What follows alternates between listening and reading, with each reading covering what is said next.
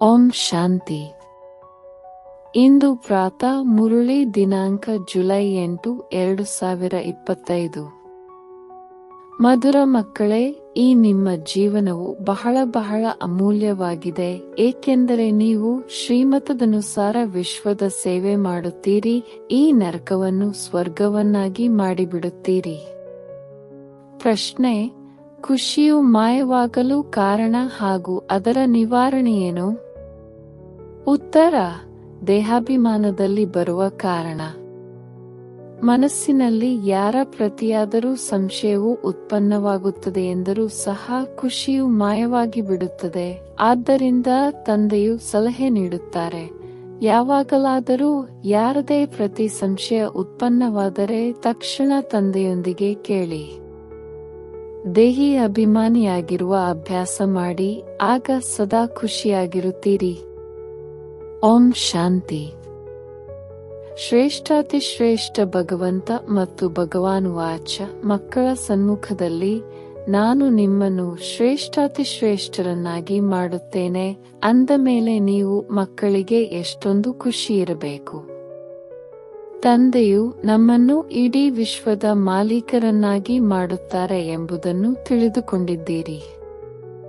ಪರಮಪಿತ ಪರಮಾತ್ಮನು ಸರ್ವಶ್ರೇಷ್ಠನಾಗಿದ್ದಾರೆ ಎಂಬ ಮಾತನ್ನು ಮನುಷ್ಯರು ಸಹ ಹೇಳುತ್ತಾರೆ. ಸ್ವಯಂ ತಂದೆಯೇ ತಿಳಿಸುತ್ತಾರೆ, ನಾನು ವಿಶ್ವದ ಮಾಲೀಕನಾಗುವುದಿಲ್ಲ. ಭಗವಾನ್ ವಾಚ: ಮನುಷ್ಯರು ನನ್ನನ್ನು ಶ್ರೇಷ್ಠಾತಿಶ್ರೇಷ್ಠ ಭಗವಂತನೆಂದು ಹೇಳುತ್ತಾರೆ ಮತ್ತು ನಾನು ಹೇಳುತ್ತೇನೆ, ನನ್ನ ಮಕ್ಕಳೇ ಶ್ರೇಷ್ಠಾತಿಶ್ರೇಷ್ಠರಾಗಿದ್ದಾರೆ. ತಂದೆಯು ಇದನ್ನು ಸಿದ್ಧ ಮಾಡಿ ತಿಳಿಸುತ್ತಾರೆ. ಕಲ್ಪದ ಹಿಂದಿನ ತರಹ ಡ್ರಾಮಾನುಸಾರ ಪುರುಷಾರ್ಥವನ್ನು ಮಾಡಿಸುತ್ತಾರೆ. ಮಕ್ಕಳೇ, ಯಾವುದೇ ಮಾತು ಅರ್ಥವಾಗದಿದ್ದರೆ ಕೇಳಿ ಎಂದು ತಂದೆಯು ತಿಳಿಸುತ್ತಾರೆ. ಮನುಷ್ಯರಿಗೆ ಏನೂ ಗೊತ್ತಿಲ್ಲ, ಪ್ರಪಂಚವೇನು, ವೈಕುಂಠವೆಂದರೇನು ಎಂದು ತಿಳಿದಿಲ್ಲ. ಎಷ್ಟು ಮಂದಿ ರಾಜರು ಮೊದಲಾದವರು ಇದ್ದು ಹೋಗಿದ್ದಾರೆ. ಅಮೆರಿಕಾದಲ್ಲಿ ಎಷ್ಟೊಂದು ಧನವಂತರಿದ್ದಾರೆ, ಆದರೆ ಈ ಲಕ್ಷ್ಮೀ ನಾರಾಯಣರ ತರಹ ಇರಲು ಸಾಧ್ಯವಿಲ್ಲ. ಅವರಂತೂ ಶ್ವೇತಭವನ ಇತ್ಯಾದಿಗಳನ್ನು ಕಟ್ಟಿಸುತ್ತಾರೆ, ಆದರೆ ಸತ್ಯಯುಗದಲ್ಲಂತೂ ರತ್ನಜಡಿತವಾದ ಮಹಲುಗಳಿರುತ್ತವೆ. ಅದಕ್ಕೆ ಸುಖಧಾಮವೆಂದು ಹೇಳುತ್ತಾರೆ. ನಿಮ್ಮದು ಹೀರೋಯಿನ್ ಪಾತ್ರವಾಗಿದೆ. ನೀವು ವಜ್ರವಾಗುತ್ತೀರಿ. ಸ್ವರ್ಣಿಮ ಯುಗವಿತ್ತು, ಈಗ ಕಬ್ಬಿಣದ ಸಮಾನ ಯುಗವಾಗಿದೆ. ಮಕ್ಕಳೇ, ನೀವು ಎಷ್ಟೊಂದು ಭಾಗ್ಯಶಾಲಿಗಳಾಗಿದ್ದೀರಿ. ಸ್ವಯಂ ಭಗವಂತನೇ ನಿಮಗೆ ತಿಳಿಸಿಕೊಡುತ್ತಾರೆ ಅಂದ ಮೇಲೆ ನಿಮಗೆ ಎಷ್ಟು ಖುಷಿ ಇರಬೇಕು. ನಿಮ್ಮ ಈ ವಿದ್ಯೆಯು ಹೊಸ ಪ್ರಪಂಚಕ್ಕಾಗಿ ಇದೆ. ಈ ನಿಮ್ಮ ಜೀವನವು ಬಹಳ ಅಮೂಲ್ಯವಾಗಿದೆ, ಏಕೆಂದರೆ ನೀವು ವಿಶ್ವ ಸೇವೆ ಮಾಡುತ್ತೀರಿ. ತಂದೆಯು ಬಂದು ನರಕವನ್ನು ಸ್ವರ್ಗವನ್ನಾಗಿ ಮಾಡಿ ಎಂದು ತಂದೆಯನ್ನು ಕರೆಯುತ್ತಾರೆ. ಸ್ವರ್ಗದ ರಚಯಿತನನ್ನು ತಂದೆ ಎಂದು ಹೇಳುತ್ತಾರಲ್ಲವೇ? ತಂದೆಯು ತಿಳಿಸುತ್ತಾರೆ, ನೀವು ಸ್ವರ್ಗದಲ್ಲಿದ್ದಿರಿ, ಈಗ ನರಕದಲ್ಲಿದ್ದೀರಿ. ಈಗ ಪುನಃ ಸತ್ಯಯುಗದಿಂದ ಕಲಿಯುಗದಲ್ಲಿ ಅವಶ್ಯವಾಗಿ ಬರಬೇಕು. ತಂದೆಯು ಮಕ್ಕಳಿಗೆ ಮತ್ತೆ ತಿಳಿಸುತ್ತಾರೆ, ಮಕ್ಕಳೇ, ಯಾರ ಪ್ರತಿಯಾದರೂ ಮನಸ್ಸಿನಲ್ಲಿ ಸಂಶಯವಿದ್ದರೆ, ಅದರಿಂದ ಖುಷಿ ಇಲ್ಲದಿದ್ದರೆ ತಿಳಿಸಿ. ತಂದೆಯೇ ಕುಳಿತು ಓದಿಸುತ್ತಾರಲ್ಲವೇ, ಓದಬೇಕಲ್ಲವೇ? ನೀವು ದೇಹಾಭಿಮಾನದಲ್ಲಿ ಬರುವ ಕಾರಣವೇ ಖುಷಿ ಇರುವುದಿಲ್ಲ. ತಂದೆಯಂತೂ ಕೇವಲ ಬ್ರಹ್ಮಾಂಡದ ಮಾಲೀಕನಾಗಿದ್ದಾರೆ, ನೀವು ವಿಶ್ವಕ್ಕೆ ಮಾಲೀಕರಾಗುತ್ತೀರಿ. ಬಲೆ, ತಂದೆಗೆ ರಚಯಿತನೆಂದು ಹೇಳಲಾಗುತ್ತದೆ, ಆದರೆ ಮಹಾಪ್ರಳಯವಾಗಿ ಬಿಡುತ್ತದೆ. ಅವರು ಬಂದು ಹೊಸ ಪ್ರಪಂಚವನ್ನು ರಚಿಸುತ್ತಾರೆಂದಲ್ಲ. ತಂದೆಯು ತಿಳಿಸುತ್ತಾರೆ, ನಾನು ಬಂದು ಹಳೆಯದನ್ನು ಹೊಸದನ್ನಾಗಿ ಮಾಡುತ್ತೇನೆ. ಹಳೆಯ ಪ್ರಪಂಚವನ್ನು ವಿನಾಶ ಮಾಡಿಸುತ್ತೇನೆ ಮತ್ತು ನಿಮ್ಮನ್ನು ಹೊಸ ಪ್ರಪಂಚದ ಮಾಲೀಕರನ್ನಾಗಿ ಮಾಡುತ್ತೇನೆ. ಇದು ಸಹ ಡ್ರಾಮಾದಲ್ಲಿ ನಿಗದಿಯಾಗಿದೆ, ನಾನೇನು ಮಾಡುವುದಿಲ್ಲ. ಪತಿತ ಪ್ರಪಂಚದಲ್ಲಿಯೇ ಕರೆಯುತ್ತೀರಿ, ಆದ್ದರಿಂದ ನಾನು ಬಂದು ಪಾರಸನಾಥರನ್ನಾಗಿ ಮಾಡುತ್ತೇನೆ. ಯಾವ ಮಕ್ಕಳು ಪಾರಸಪುರಿಯಲ್ಲಿ ಬಂದ ನಂತರ ಅಲ್ಲಂತೂ ನನ್ನನ್ನು ಎಂದು ಕರೆಯುವುದಿಲ್ಲ. ಬಾಬಾ, ಪಾರಸಪುರಿಯಲ್ಲಿ ಬಂದು ಒಮ್ಮೆ ಭೇಟಿ ಕೊಡಿ ಎಂದು ಎಂದಾದರೂ ಕರೆಯುತ್ತೀರಾ? ನನ್ನನ್ನು ಕರೆಯುವುದೇ ಇಲ್ಲ ಅಲ್ಲವೇ? ದುಃಖದಲ್ಲಿ ಎಲ್ಲರೂ ಸ್ಮರಣೆ ಮಾಡುವರು, ಸುಖದಲ್ಲಿ ಯಾರೂ ಸ್ಮರಣೆ ಮಾಡುವುದಿಲ್ಲವೆಂಬ ಗಾಯನವಿದೆ. ಅಲ್ಲಿ ನೆನಪು ಮಾಡುವುದಿಲ್ಲ, ಕರೆಯುವುದೂ ಇಲ್ಲ. ಕೇವಲ ದ್ವಾಪರದಲ್ಲಿ ಮಂದಿರಗಳನ್ನು ಕಟ್ಟಿಸಿ ಅದರಲ್ಲಿ ನನ್ನ ಮೂರ್ತಿಯನ್ನಿಟ್ಟು ಬಿಡುತ್ತೀರಿ. ಪೂಜೆ ಮಾಡಲು ಕಲ್ಲಿನ ಮೂರ್ತಿ ಅಥವಾ ವಜ್ರದಿಂದ ಲಿಂಗವನ್ನು ಮಾಡಿಸಿ ಇಡುತ್ತೀರಿ. ಇವು ಎಷ್ಟು ವಿಚಿತ್ರವಾದ ಮಾತುಗಳಾಗಿವೆ. ಇವನ್ನು ಚೆನ್ನಾಗಿ ಕಿವಿತೆರೆದು ಕೇಳಬೇಕು.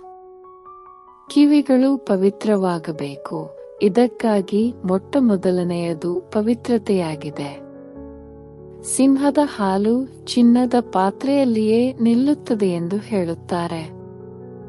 ಹಾಗೆಯೇ ಇದರಲ್ಲಿಯೂ ಪವಿತ್ರತೆ ಇದ್ದಾಗ ಮಾತ್ರ ಧಾರಣೆಯಾಗುವುದು. ಕಾಮ ಮಹಾಶತ್ರುವಾಗಿದೆ, ಇದರ ಮೇಲೆ ಜಯಗಳಿಸಿ. ನಿಮ್ಮದು ಇದು ಅಂತಿಮ ಜನ್ಮವೆಂದು ತಂದೆಯು ತಿಳಿಸುತ್ತಾರೆ. ನಿಮಗೂ ಸಹ ಇದು ಅರ್ಥವಾಗಿದೆ. ಅದೇ ಮಹಾಭಾರತ ಯುದ್ಧವಾಗಿದೆ. ಕಲ್ಪಕಲ್ಪವು ಹೇಗೆ ವಿನಾಶವಾಗಿದೆಯೋ ಚಾಚೂ ತಪ್ಪದೆ ಅದೇ ರೀತಿ ಡ್ರಾಮಾನುಸಾರ ಈಗಲೂ ಆಗಲಿದೆ. ನೀವು ಮಕ್ಕಳು ಸ್ವರ್ಗದಲ್ಲಿ ಪುನಃ ತಮ್ಮ ಮಹಲುಗಳನ್ನು ಕಟ್ಟಿಸುತ್ತೀರಿ, ಹೇಗೆ ಕಲ್ಪದ ಹಿಂದೆ ಕಟ್ಟಿಸಿದ್ದಿರಿ. ಸ್ವರ್ಗಕ್ಕೆ ಪ್ಯಾರಡೈಸ್ ಎಂದು ಹೇಳುತ್ತಾರೆ. ಈ ಪ್ಯಾರಡೈಸ್ ಶಬ್ದವು ಪುರಾಣಗಳಿಂದ ಹೊರಬಂದಿದೆ. ಮಾನಸ ಸರೋವರದಲ್ಲಿ ದೇವತೆಗಳಿರುತ್ತಿದ್ದರು ಎಂದು ಹೇಳುತ್ತಾರೆ. ಅದರಲ್ಲಿ ಯಾರು ಮುಳುಗಿದರೂ ಸಹ ಫರಿಷ್ಠೆಗಳಾಗಿ ಬಿಡುವರು. ವಾಸ್ತವದಲ್ಲಿ ಇದು ಜ್ಞಾನ ಮಾನಸ ಸರೋವರವಾಗಿದೆ. ಇದರಲ್ಲಿ ನೀವು ಹೇಗಿದ್ದವರು ಏನಾಗಿ ಬಿಡುತ್ತೀರಿ. ಶೋಭಾಯಮಾನವಾಗಿರುವವರಿಗೆ ಫರಿಷ್ಠೆ ಎಂದು ಹೇಳುತ್ತಾರೆ. ರೆಕ್ಕೆಗಳಿಂದ ಕೂಡಿದ ಫರಿಷ್ಠೆಗಳಿರುತ್ತಾರೆಂದಲ್ಲ. ಹೇಗೆ ನೀವು ಪಾಂಡವರಿಗೆ ಮಹಾವೀರರೆಂದು ಹೇಳಲಾಗುತ್ತದೆ. ಇದಕ್ಕೆ ಅವರು ಪಾಂಡವರ ದೊಡ್ಡ ದೊಡ್ಡ ಚಿತ್ರಗಳು, ಗುಹೆಗಳು ಇತ್ಯಾದಿಯನ್ನು ತೋರಿಸಿದ್ದಾರೆ. ಭಕ್ತಿ ಮಾರ್ಗದಲ್ಲಿ ಎಷ್ಟು ಹಣವನ್ನು ನಷ್ಟ ಮಾಡುತ್ತಿರುತ್ತಾರೆ. ತಂದೆಯು ತಿಳಿಸುತ್ತಾರೆ, ನಾನಂತೂ ಮಕ್ಕಳನ್ನು ಎಷ್ಟು ಸಾಹುಕಾರರನ್ನಾಗಿ ಮಾಡಿದೆನು. ನೀವು ಇಷ್ಟೆಲ್ಲ ಹಣವನ್ನು ಏನು ಮಾಡಿದಿರಿ. ಭಾರತವು ಎಷ್ಟು ಧನವಂತನಾಗಿತ್ತು. ಈಗ ಭಾರತದ ಸ್ಥಿತಿ ಏನಾಗಿದೆ. ಯಾವುದು ಒಂದು 100% ಸಾಹುಕಾರನಾಗಿತ್ತು, ಅದು ಈಗ ಒಂದು 100% ಬಡ ದೇಶವಾಗಿ ಬಿಟ್ಟಿದೆ. ಈಗ ನೀವು ಮಕ್ಕಳು ಎಷ್ಟೊಂದು ತಯಾರಿ ಮಾಡಿಕೊಳ್ಳಬೇಕು. ನಿಮ್ಮ ಮಕ್ಕಳು ಮೊದಲಾದವರಿಗೂ ಇದನ್ನು ತಿಳಿಸಿ ಶಿವತಂದೆಯನ್ನು ನೆನಪು ಮಾಡಿ. ಆಗ ನೀವು ಕೃಷ್ಣನಂತೆ ಆಗುವಿರಿ. ಕೃಷ್ಣನು ಹೇಗಾದನೆಂದು ಯಾರಿಗೂ ತಿಳಿದಿಲ್ಲ. ಹಿಂದಿನ ಜನ್ಮದಲ್ಲಿ ಶಿವತಂದೆಯನ್ನು ನೆನಪು ಮಾಡುವುದರಿಂದಲೇ ಕೃಷ್ಣನಾದನು ಅಂದಾಗ ನೀವು ಮಕ್ಕಳಿಗೆ ಎಷ್ಟು ಖುಷಿ ಇರಬೇಕು. ಆದರೆ ಖುಷಿಯು ಯಾರಿಗೆ ಇರುತ್ತದೆ ಎಂದರೆ ಯಾರು ಸದಾ ಅನ್ಯರ ಸೇವೆಯಲ್ಲಿರುತ್ತಾರೆ. ಮುಖ್ಯವಾಗಿ ಧಾರಣೆ ಮತ್ತು ಚಲನೆಯು ಬಹಳ ರಾಯಲ್ ಆಗಿರಲಿ. ಆಹಾರ ಪಾನೀಯಗಳು ಬಹಳ ಸುಂದರವಾಗಿರಲಿ. ನೀವು ಮಕ್ಕಳ ಬಳಿ ಯಾರೇ ಬರಲಿ ಅವರಿಗೆ ಪ್ರತಿಯೊಂದು ಪ್ರಕಾರದಿಂದ ಸೇವೆ ಮಾಡಬೇಕು. ಅದು ಸ್ಥೂಲವಾಗಿಯೂ ಸೂಕ್ಷ್ಮವಾಗಿಯೂ ಶಾರೀರಿಕ ಆತ್ಮಿಕ ಎರಡೂ ಪ್ರಕಾರವಾಗಿ ಸೇವೆ ಮಾಡುವುದರಿಂದ ಬಹಳ ಖುಷಿಯಿರುವುದು. ಯಾರೇ ಬಂದರೂ ಸಹ ಅವರಿಗೆ ನೀವು ಸತ್ಯನಾರಾಯಣನ ಕಥೆಯನ್ನು ಹೇಳಿ. ಶಾಸ್ತ್ರಗಳಲ್ಲಂತೂ ಏನೇನೋ ಕಥೆಗಳನ್ನು ಬರೆದು ಬಿಟ್ಟಿದ್ದಾರೆ. ವಿಷ್ಣುವಿನ ನಾಭಿಯಿಂದ ಬ್ರಹ್ಮನು ಬಂದನು ಮತ್ತು ಬ್ರಹ್ಮನ ಕೈಯಲ್ಲಿ ಶಾಸ್ತ್ರಗಳನ್ನು ತೋರಿಸಿದ್ದಾರೆ. ವಿಷ್ಣುವಿನ ನಾಭಿಯಿಂದ ಬ್ರಹ್ಮನು ಹೇಗೆ ಬರುತ್ತಾನೆ ಎಂಬುದರಲ್ಲಿ ಎಷ್ಟು ರಹಸ್ಯವಿದೆ. ಮತ್ಯಾರೂ ಈ ಮಾತುಗಳನ್ನು ಅರಿತುಕೊಳ್ಳುವುದಿಲ್ಲ. ನಾಭಿಯಿಂದ ಬರುವ ಮಾತೇ ಇಲ್ಲ. ಬ್ರಹ್ಮನಿಂದ ವಿಷ್ಣು, ವಿಷ್ಣುವಿನಿಂದ ಬ್ರಹ್ಮನಾಗುತ್ತಾರೆ. ಬ್ರಹ್ಮನು ವಿಷ್ಣುವಾಗುವುದರಲ್ಲಿ 1 ಸೆಕೆಂಡ್ ಹಿಡಿಸುತ್ತದೆ. ಸೆಕೆಂಡಿನಲ್ಲಿ ಜೀವನ್ಮುಕ್ತಿ ಎಂದು ಹೇಳಲಾಗುತ್ತದೆ. ತಂದೆಯು ನೀವೇ ವಿಷ್ಣುವಿನ ರೂಪವಾಗುತ್ತೀರಿ ಎಂದು ಸಾಕ್ಷಾತ್ಕಾರ ಮಾಡಿಸಿದರು. ಸೆಕೆಂಡಿನಲ್ಲಿ ನಿಶ್ಚಯವಾಯಿತು. ವಿನಾಶದ ಸಾಕ್ಷಾತ್ಕಾರವೂ ಆಯಿತು. ಇಲ್ಲವಾದರೆ ಮೊದಲು ಕಲ್ಕತ್ತಾದಲ್ಲಿದ್ದಾಗ ಎಷ್ಟೊಂದು ರಾಜನಂತಿದ್ದರು. ಯಾವುದೇ ಕಷ್ಟವಿರಲಿಲ್ಲ. ಬಹಳ ಘನತೆಯಿಂದ ಇರುತ್ತಿದ್ದರು. ಈಗ ತಂದೆಯು ನಿಮಗೆ ಈ ಜ್ಞಾನರತ್ನಗಳ ವ್ಯಾಪಾರವನ್ನು ಕಲಿಸುತ್ತಾರೆ. ಆ ವ್ಯಾಪಾರವಂತೂ ಇದರ ಮುಂದೆ ಏನೇನೂ ಇಲ್ಲ. ಆದರೆ ಇವರ ಪಾತ್ರ ಮತ್ತು ನಿಮ್ಮ ಪಾತ್ರದಲ್ಲಿ ಅಂತರವಿದೆ. ತಂದೆಯು ಇವರಲ್ಲಿ ಪ್ರವೇಶ ಮಾಡಿದರು. ಅನಂತರ ಇವರು ಎಲ್ಲವನ್ನೂ ಬಿಟ್ಟರು. ಭಟ್ಟಿ ಮಾಡಲಾಯಿತು. ನಿಮ್ಮಲ್ಲಿಯೂ ಸಹ ಎಲ್ಲವನ್ನೂ ಬಿಟ್ಟಿರಿ. ನದಿಯನ್ನು ದಾಟಿಯೂ ಭಟ್ಟಿಯಲ್ಲಿ ಕುಳಿತುಕೊಂಡರು. ಏನೇನೆಲ್ಲವೂ ನಡೆಯಿತು. ಯಾರದೇ ಭಯವಿರಲಿಲ್ಲ. ಕೃಷ್ಣನು ಓಡಿಸಿಕೊಂಡು ಬಂದನೆಂದು ಹೇಳುತ್ತಾರೆ. ಏಕೆ ಓಡಿಸಿದನು? ಅವರನ್ನು ಪಟ್ಟದ ರಾಣಿಯರನ್ನಾಗಿ ಮಾಡಿಕೊಳ್ಳಲು. ಇಲ್ಲಿ ಭಟ್ಟಿಯೂ ಆಯಿತು. ನೀವು ಮಕ್ಕಳನ್ನು ಸ್ವರ್ಗದ ಮಹಾರಾಣಿಯರನ್ನಾಗಿ ಮಾಡಿದರೆಂದು ಶಾಸ್ತ್ರಗಳಲ್ಲಿ ಏನೇನೋ ಬರೆದು ಬಿಟ್ಟಿದ್ದಾರೆ. ಆದರೆ ಪ್ರತ್ಯಕ್ಷ ರೂಪದಲ್ಲಿ ನೋಡಿದಾಗ ಹೇಗಿದೆ? ಅದನ್ನು ನೀವೀಗ ತಿಳಿದುಕೊಂಡಿದ್ದೀರಿ. ಇಲ್ಲಿ ಓಡಿಸಿಕೊಂಡು ಹೋಗುವ ಮಾತೇ ಇಲ್ಲ. ಕಲ್ಪದ ಮೊದಲು ಸಹ ಈ ನಿಂದನೆಯಾಗಿತ್ತು. ಗಾಳಿ ಸುದ್ದಿ ಬಂದಿತ್ತು. ಇದಂತೂ ನಾಟಕವಾಗಿದೆ. ಏನೆಲ್ಲವೂ ಆಗುತ್ತದೆಯೋ ಅದು ಕಲ್ಪದ ಹಿಂದಿನ ತರಹ. ನೀವೀಗ ಇದನ್ನು ಬಹಳ ಚೆನ್ನಾಗಿ ತಿಳಿದುಕೊಂಡಿದ್ದೀರಿ. ಕಲ್ಪದ ಮೊದಲು ಯಾರು ರಾಜ್ಯವನ್ನು ತೆಗೆದುಕೊಂಡಿದ್ದರೋ ಅವರು ಅವಶ್ಯವಾಗಿ ಬರುತ್ತಾರೆ. ತಂದೆಯು ತಿಳಿಸುತ್ತಾರೆ, ನಾನು ಸಹ ಕಲ್ಪಕಲ್ಪವು ಬಂದು ಭಾರತವನ್ನು ಸ್ವರ್ಗವನ್ನಾಗಿ ಮಾಡುತ್ತೇನೆ. ಪೂರ್ಣ 84 ಜನ್ಮಗಳ ಲೆಕ್ಕವನ್ನು ತಂದೆಯು ತಿಳಿಸುತ್ತಾರೆ. ಸತ್ಯಯುಗದಲ್ಲಿ ನೀವು ಅಮರರಾಗಿರುತ್ತೀರಿ. ಅಲ್ಲಿ ಅಕಾಲ ಮೃತ್ಯುವಾಗುವುದಿಲ್ಲ. ಶಿವತಂದೆಯೇ ಕಾಲದ ಮೇಲೆ ಜಯವನ್ನು ಪ್ರಾಪ್ತಿ ಮಾಡಿಸುತ್ತಾರೆ. ನಾನು ಕಾಲರ ಕಾಲ ಮಹಾಕಾಲನಾಗಿದ್ದೇನೆಂದು ಹೇಳುತ್ತಾರೆ. ಕತೆಗಳು ಇದೆಯಲ್ಲವೇ? ನೀವು ಕಾಲದ ಮೇಲೆ ಜಯಗಳಿಸುತ್ತೀರಿ. ಅಮರಲೋಕದಲ್ಲಿ ಹೋಗುತ್ತೀರಿ. ಅಮರಲೋಕದಲ್ಲಿ ಶ್ರೇಷ್ಠ ಪದವಿಯನ್ನು ಪಡೆಯಲು ಮೊದಲನೆಯದಾಗಿ ಪವಿತ್ರರಾಗಿ, ಎರಡನೆಯದಾಗಿ ದೈವಿ ಗುಣಗಳನ್ನು ಧಾರಣೆ ಮಾಡಿ. ಪ್ರತಿನಿತ್ಯವೂ ತಮ್ಮ ಚಾರ್ಟ್ ಇಟ್ಟುಕೊಳ್ಳಿ.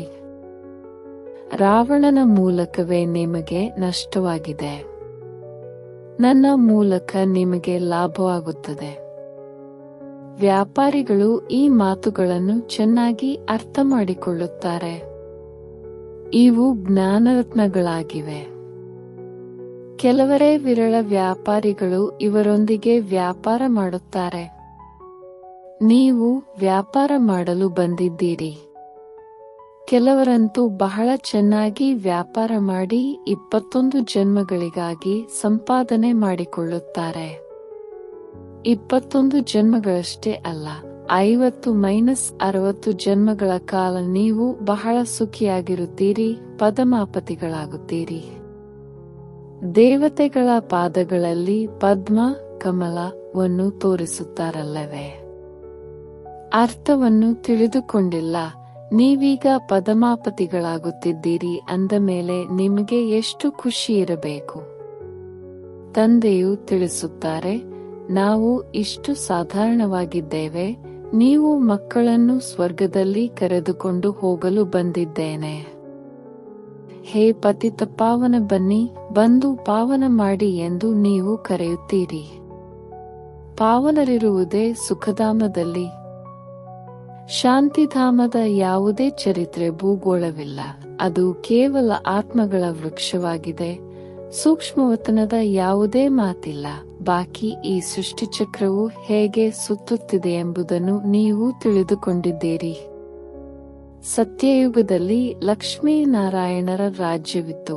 ಒಬ್ಬ ಲಕ್ಷ್ಮೀನಾರಾಯಣರೇ ರಾಜ್ಯ ಮಾಡುತ್ತಾರೆಂದಲ್ಲ, ವೃದ್ಧಿಯೂ ಸಹ ಆಗುತ್ತದೆಯಲ್ಲವೇ? ಮತ್ತೆ ದ್ವಾಪರದಲ್ಲಿ ಆ ಪೂಜ್ಯರು ಪೂಜಾರಿಗಳಾಗುತ್ತಾರೆ. ಮನುಷ್ಯರು ಪರಮಾತ್ಮನಿಗೆ ತಾವೇ ಪೂಜ್ಯ, ತಾವೇ ಪೂಜಾರಿ ಎಂದು ಹೇಳುತ್ತಾರೆ. ಹೇಗೆ ಪರಮಾತ್ಮನನ್ನು ಸರ್ವವ್ಯಾಪಿ ಎಂದು ಹೇಳಿಬಿಡುತ್ತಾರೆ. ಈ ಮಾತುಗಳನ್ನು ನೀವೇ ತಿಳಿದುಕೊಂಡಿದ್ದೀರಿ. ಶ್ರೇಷ್ಠಾತಿಶ್ರೇಷ್ಠ ಭಗವಂತನೆಂದು ನೀವು ಅರ್ಧಕಲ್ಪದಿಂದ ಹಾಡುತ್ತಾ ಬಂದಿದ್ದೀರಿ ಮತ್ತು ಈಗ ಭಗವಾನುವಾಚ್, ನೀವು ಶ್ರೇಷ್ಠಾತಿಶ್ರೇಷ್ಠ ಮಕ್ಕಳಾಗಿದ್ದೀರಿ ಅಂದಮೇಲೆ ಇಂತಹ ತಂದೆಯ ಮತದನುಸಾರವೂ ನಡೆಯಬೇಕಲ್ಲವೇ? ಗೃಹಸ್ಥ ವ್ಯವಹಾರವನ್ನು ಸಂಪಾಲನೆ ಮಾಡಬೇಕು. ಎಲ್ಲರೂ ಬಂದು ಇಲ್ಲಿರಲು ಸಾಧ್ಯವಿಲ್ಲ. ಎಲ್ಲರೂ ಇರುವುದಾದರೆ ಎಷ್ಟು ದೊಡ್ಡ ಮನೆಯನ್ನು ಕಟ್ಟಬೇಕಾಗುತ್ತದೆ. ಇದನ್ನು ನೀವು ಕೊನೆಗೊಂದು ದಿನ ನೋಡುತ್ತೀರಿ. ಅಬುವಿನಿಂದ ಮೇಲಿನವರೆಗೆ ದರ್ಶನಕ್ಕಾಗಿ ಎಷ್ಟು ದೊಡ್ಡ ಸಾಲು ನಿಲ್ಲುತ್ತದೆ ಎಂದು. ಯಾರಿಗೆ ದರ್ಶನವಾಗುವುದಿಲ್ಲವೋ ಅವರು ನಿಂದನೆ ಮಾಡತೊಡಗುತ್ತಾರೆ. ಮಹಾತ್ಮರ ದರ್ಶನ ಮಾಡಬೇಕೆಂದು ತಿಳಿಯುತ್ತಾರೆ. ಈಗ ತಂದೆಯಂತೂ ಮಕ್ಕಳವರಾಗಿದ್ದಾರೆ, ಮಕ್ಕಳಿಗೆ ಓದಿಸುತ್ತಾರೆ. ನೀವು ಯಾರಿಗಾದರೂ ಮಾರ್ಗವನ್ನು ತಿಳಿಸುತ್ತೀರೆಂದರೆ ಕೆಲವರು ಚೆನ್ನಾಗಿ ಅದರಂತೆಯೇ ನಡೆಯತೊಡಗುತ್ತಾರೆ, ಕೆಲವರು ಧಾರಣೆ ಮಾಡುವುದಿಲ್ಲ. ಅನೇಕರು ಕೇಳುತ್ತಿದ್ದರೂ ಸಹ ಹೊರಗಡೆ ಹೋಗುತ್ತಿದ್ದಂತೆಯೇ ಇಲ್ಲಿಯದು ಇಲ್ಲಿಗೆ, ಅಲ್ಲಿಯದು ಅಲ್ಲಿಗೆ ಎಂಬಂತೆ ಆಗಿಬಿಡುತ್ತದೆ. ಆ ಖುಷಿ ಇರುವುದಿಲ್ಲ. ವಿದ್ಯೆಯೂ ಇಲ್ಲ, ಯೋಗವೂ ಇಲ್ಲ. ತಂದೆಯು ಎಷ್ಟೊಂದು ತಿಳಿಸುತ್ತಾರೆ, ಮಕ್ಕಳೇ ಚಾಟ್ ಇಡಿ, ಇಲ್ಲದಿದ್ದರೆ ಬಹಳ ಪಶ್ಚಾತ್ತಾಪ ಪಡಬೇಕಾಗುವುದು. ನಾವು ತಂದೆಯನ್ನು ಎಷ್ಟು ನೆನಪು ಮಾಡುತ್ತೇವೆಂದು ಚಾಟನ್ನು ನೋಡಿಕೊಳ್ಳಬೇಕು. ಭಾರತದ ಪ್ರಾಚೀನ ಯೋಗದ ಬಹಳ ಮಹಿಮೆಯಿದೆ. ಆದ್ದರಿಂದ ತಂದೆಯು ತಿಳಿಸುತ್ತಾರೆ, ಯಾವುದೇ ಮಾತು ನಿಮಗೆ ಅರ್ಥವಾಗದಿದ್ದರೆ ತಂದೆಯೊಂದಿಗೆ ಕೇಳಿ. ಮೊದಲು ನೀವು ಏನೂ ತಿಳಿದುಕೊಂಡಿರಲಿಲ್ಲ. ತಂದೆಯು ತಿಳಿಸುತ್ತಾರೆ, ಇದು ಮುಳ್ಳುಗಳ ಕಾಡಾಗಿದೆ, ಕಾಮ ಮಹಾಶತ್ರುವಾಗಿದೆ. ಈ ಶಬ್ದವು ಗೀತೆಯದ್ದಾಗಿದೆ. ಗೀತೆಯನ್ನು ಓದುತ್ತಿದ್ದರು ಬ್ರಹ್ಮ, ಆದರೆ ಏನೂ ತಿಳಿದುಕೊಂಡಿರಲಿಲ್ಲ. ಇವರು ಪೂರ್ಣ ಆಯಸ್ಸು ಗೀತೆಯನ್ನು ಓದುತ್ತಿದ್ದರು. ಗೀತೆಯ ಮಹಾತ್ಮರು ಬಹಳ ಒಳ್ಳೆಯವರೆಂದು ತಿಳಿಯುತ್ತಿದ್ದರು. ಭಕ್ತಿ ಮಾರ್ಗದಲ್ಲಿ ಭಗವದ್ಗೀತೆಗೆ ಎಷ್ಟೊಂದು ಮಾನ್ಯತೆ ಇದೆ. ಇದರಲ್ಲಿ ಚಿಕ್ಕದು ಇರುತ್ತದೆ, ದೊಡ್ಡದು ಇರುತ್ತದೆ. ಕೃಷ್ಣ ಮುಂತಾದ ದೇವತೆಗಳ ಅದೇ ಚಿತ್ರಗಳು ಒಂದೊಂದು ಪೈಸೆಗೂ ಸಿಗುತ್ತಿರುತ್ತದೆ ಮತ್ತು ಅದೇ ಚಿತ್ರಗಳಿಗೆ ಎಷ್ಟು ದೊಡ್ಡ ದೊಡ್ಡ ಮಂದಿರಗಳನ್ನು ಕಟ್ಟಿಸುತ್ತಾರೆ. ತಂದೆಯು ತಿಳಿಸುತ್ತಾರೆ, ನೀವಂತೂ ವಿಜಯಮಾಲೆಯ ಮಣಿಗಳಾಗಬೇಕಾಗಿದೆ. ಇಂತಹ ಮಧುರಾತಿ ಮಧುರ ತಂದೆಗೆ ಬಾಬಾ ಬಾಬಾ ಎಂತಲೂ ಹೇಳುತ್ತಾರೆ.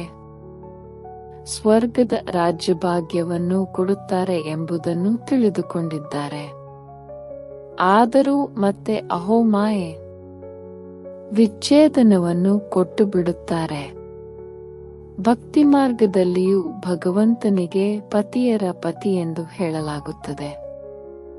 ಗುರುಗಳಿಗೆ ಗುರು ಒಬ್ಬರೇ ಆಗಿದ್ದಾರೆ, ಅವರೀಗ ನಮ್ಮ ತಂದೆಯಾಗಿದ್ದಾರೆ. ಜ್ಞಾನಸಾಗರ ಪತಿತಿ ಪಾವನನಾಗಿದ್ದಾರೆ. ನೀವು ಮಕ್ಕಳು ಹೇಳುತ್ತೀರಿ, ಬಾಬಾ, ನಾವು ಕಲ್ಪಕಲ್ಪವು ತಮ್ಮಿಂದ ಆಸ್ತಿಯನ್ನು ತೆಗೆದುಕೊಳ್ಳುತ್ತಾ ಬಂದಿದ್ದೇವೆ, ಕಲ್ಪಕಲ್ಪವು ಮಿಲನ ಮಾಡುತ್ತೇವೆ. ತಾವು ಬೇಹದ್ದಿನ ತಂದೆಯಿಂದ ಅವಶ್ಯವಾಗಿ ಬೇಹದ್ದಿನ ತಂದೆಯ ಆಸ್ತಿಯು ಸಿಗುತ್ತದೆ. ಮುಖ್ಯವಾಗಿದೆ ಅಲ್ಫ್ ತಂದೆ, ಅದರಲ್ಲಿ ಬೇ ಅರ್ಥಾತ್ ಆಸ್ತಿಯೂ ಸೇರಿದೆ. ತಂದೆ ಎಂದರೆ ಆಸ್ತಿ. ಅವರು ಹದ್ದಿನ ತಂದೆ, ಇವರು ಬೇಹದ್ದಿನ ತಂದೆಯಾಗಿದ್ದಾರೆ. ಹದ್ದಿನ ತಂದೆಯರಂತೂ ಅನೇಕರಿದ್ದಾರೆ, ಬೇಹದ್ದಿನ ತಂದೆಯೂ ಒಬ್ಬರೇ ಆಗಿದ್ದಾರೆ. ಒಳ್ಳೆಯದು. ಮಧುರಾತಿ ಮಧುರ ಅಗಲಿ ಮರಳಿ ಸಿಕ್ಕಿರುವ ಮಕ್ಕಳ ಪ್ರತಿ ಮಾತಾಪಿತಾ ಬಾಪ್ದಾದಾರವರ ನೆನಪು, ಪ್ರೀತಿ ಹಾಗೂ ಸುಪ್ರಭಾತ. ಆತ್ಮೀಯ ಮಕ್ಕಳಿಗೆ ಆತ್ಮೀಯ ತಂದೆಯ ನಮಸ್ತೆ. ಧಾರಣೆಗಾಗಿ ಮುಖ್ಯ ಸಾರ: ಸ್ಥೂಲ ಸೂಕ್ಷ್ಮ ಸೇವೆ ಮಾಡಿ ಅಪಾರ ಖುಷಿಯ ಅನುಭವ ಮಾಡಬೇಕು ಮತ್ತು ಮಾಡಿಸಬೇಕಾಗಿದೆ.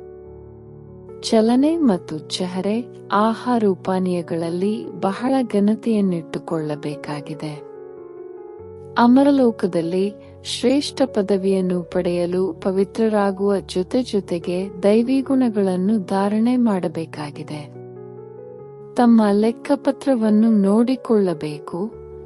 ನಾನು ತಂದೆಯನ್ನು ಎಷ್ಟು ನೆನಪು ಮಾಡುತ್ತೇನೆ? ಅವಿನಾಶಿ ಜ್ಞಾನರತ್ನಗಳ ಸಂಪಾದನೆಯನ್ನು ಜಮಾ ಮಾಡಿಕೊಳ್ಳುತ್ತಿದ್ದೇನೆ. ಧಾರಣೆಯಾಗಲು ಕಿವಿಗಳು ಪವಿತ್ರವಾಗಿದೆ. ವರದಾನ: ಸೇವೆ ಮಾಡುತ್ತಾ ನೆನಪಿನ ಅನುಭವಗಳ ರೇಸ್ ಮಾಡುವಂತಹ ಸದಾ ಲವಲೀನ ಆತ್ಮಭವ. ನೆನಪಿನಲ್ಲಿರುವಿರಿ, ಆದರೆ ನೆನಪಿನ ಮೂಲಕ ಏನು ಪ್ರಾಪ್ತಿಯಾಗುವುದು, ಆ ಪ್ರಾಪ್ತಿಯ ಅನುಭೂತಿಯನ್ನು ಮುಂದುವರೆಸುತ್ತಾ ಹೋಗಿ. ಇದಕ್ಕಾಗಿ ಈಗ ವಿಶೇಷ ಸಮಯ ಹಾಗೂ ಗಮನ ಕೊಡಿ. ಇದರಿಂದ ಅರ್ಥವಾಗಲಿ, ಈ ಅನುಭವಗಳ ಸಾಗರದಲ್ಲಿ ಮುಳುಗಿ ಹೋಗಿರುವ ಲವಲೀನ ಆತ್ಮ ಎಂದು ಈ ಅನುಭವವಾಗಲಿ. ಜ್ಞಾನದ ಪ್ರಭಾವವಿದೆ, ಆದರೆ ಯೋಗದ ಸಿದ್ಧಿ ಸ್ವರೂಪದ ಪ್ರಭಾವವಾಗಲಿ. ಸೇವೆ ಮಾಡುತ್ತಾ ನೆನಪಿನ ಅನುಭವಗಳಲ್ಲಿ ಮುಳುಗಿ ಹೋದಂತಿರಿ. ನೆನಪಿನ ಯಾತ್ರೆಯ ಅನುಭವಗಳ ರೇಸ್ ಮಾಡಿ. ಸ್ಲೋಗನ್: ಸಿದ್ಧಿಯನ್ನು ಸ್ವೀಕಾರ ಮಾಡುವುದು, ಅರ್ಥಾತ್ ಭವಿಷ್ಯ ಪ್ರಾರಬ್ಧವನ್ನು ಇಲ್ಲೇ ಸಮಾಪ್ತಿ ಮಾಡಿಬಿಡಬೇಕು. ಅವ್ಯಕ್ತ ಸೂಚನೆ: ಸಂಕಲ್ಪ ಶಕ್ತಿಯನ್ನು ಜಮಾ ಮಾಡಿ ಶ್ರೇಷ್ಠ ಸೇವೆಗೆ ನಿಮಿತ್ತರಾಗಿ.